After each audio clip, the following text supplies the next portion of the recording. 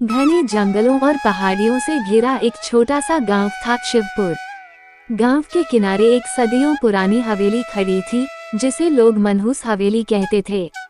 गांव वाले मानते थे कि वहां कोई जाता है तो वापस नहीं लौटता। सिया, क्या तुझे भी लगता है कि वो हवेली सचमुच भूतिया है, या फिर लोग बस कहानियां बना रहे हैं? सच क्या है, ये तो हमें ही पता लगाना होगा। पर याद रख, ये खेल नहीं है। आरव और सिया दोनों ने तय किया कि अगली रात वे हवेली में जाएंगे। बच्चों, उस हवेली में मत जाना। वहाँ रात को कोई औरत रोती है। मैंने अपनी आंखों से देखा है। बुजुर्ग की बात सुनकर भी आरव का दिल नहीं डगमगाया। उसके अंदर का रोमांच और बढ़ गया। रात का समय, चांद बादलों में छुपा हुआ। हवेली के टूटे दरवाजे को धक्का देकर आरव और सिया अंदर पहुंचे। चारों ओर अंधेरा, टूटी खिड़कियां और मकड़ी के जाले। हवेली जैसे अपनी खामोशी से चीख रही थी।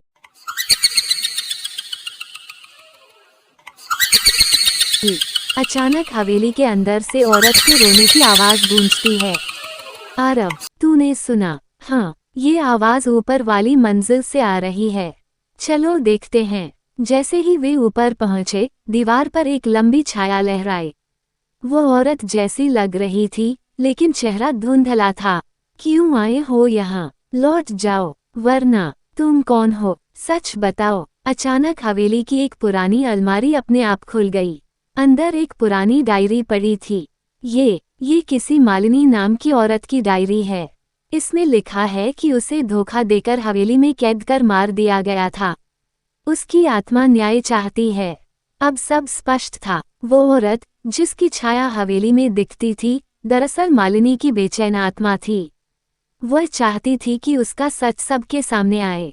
आरव, हमें गांव वालों को सच्चाई बतानी होगी, ताकि मालिनी की आत्मा को शांति मिले। अगली सुबह आरव और सिया ने गांव में सबको डायरी दिखाई। सच जानकर गांव वाले हैरान रह गए। हवेली अब भूतिया हवेली नहीं रही, बल्कि एक इतिहास की गवाही बन गई।